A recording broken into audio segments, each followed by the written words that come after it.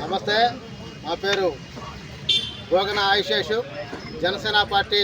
దివ్యాంగుల జన సైనికుడిగా పనిచేస్తున్నాను. ఈరోజు మరి దివ్యాంగుల సంఘాలతో నవ్యాంధ్ర దివ్యాంగుల సంఘం రాష్ట్ర అధ్యక్షులు మరి కాలుష్య గారు, అదేవిధంగా వారి యొక్క జిల్లా అధ్యక్షులు మరి అడ్వకేటు శ్రీనివాసరెడ్డి గారు మేమందరం కూడా ఈరోజు రేపల్లె పోలీస్ స్టేషన్కి డిఎస్పీ గారిని మరి సిఏ గారిని కలవడానికి ఎందుకు వచ్చామంటే మరి సుబాని అనే దివ్యాంగుడి పైన మరి అడ్వకేట్ మునుపల్లి మరి సుబ్బయ్య గారు వారిద్దరు విషయంలో గొడవ జరిగితే వాళ్ళు కోర్టుకు వెళ్ళి వాళ్ళు తేల్చుకుంటే ఈలోపు మరి టౌన్ పోలీసులు ఎవరైతే ఉన్నారో వాళ్ళు వీళ్ళ మళ్ళీ మన సుబాని గారి తండ్రి గారిని రేతులు పిలుచుకొచ్చి మీరు దాని మీద సంతకం పెట్టాలి,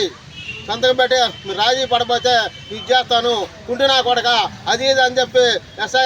మరి కానిస్టేబుల్ ఎవరైతే వాళ్ళు మాట్లాడారో వాళ్ళ మీద డిఎస్పీ గారు వెంటనే చర్య తీసుకోవాలని చెప్పి కూడా తెలియజేస్తున్నాం. చర్య తీసుకొని విడలా దివ్యాంగుల 2016 హక్కుల చట్టం సెక్షన్ 92 ప్రకారం దివ్యాంగులను ఎవరినైతే అవమానపరిచినా దివ్యాంగులు కించపరిచినా వీటన్నిటి మీద కూడా ఈ సెక్షన్ ఉపయోగపడుతుందని చెప్పి డిఎస్పీ గారు దీని మీద దృష్టి పెట్టి వెంటనే కానిస్టేబుల్ని ఇద్దరిని కూడా సస్పెండ్ చేయాలని చెప్పి కూడా మా యొక్క జనసేన పార్టీ నుంచి కూడా తెలియజేస్తున్నాం. అలాగే దివ్యాంగుల సంఘాల నుంచి కూడా తెలియజేస్తున్నాం. దివ్యాంగులు అంటే అంత చిన్న చూపు అని చెప్తున్నాం. పోలీసు ఒక ఉన్నత స్థానాన్ని ఉండి కూడా పోలీసులు కూడా దివ్యాంగుల్ని చిన్న చూపు చూస్తున్నారంటే దివ్యాంగుల 2016 హక్కుల చట్టాన్ని పూర్తి స్థాయిలో అమలు చేస్తామని చెప్పి మీరు కానీ మా ఒక్క దివ్యాంగుడికి న్యాయం చేయకపోతే మరి ముఖ్యమంత్రి వారి నారా చంద్రబాబు నాయుడు గారికి డిప్యూటీ సీఎం పవన్ కళ్యాణ్ గారి దృష్టికి తీసుకెళ్ళి మరి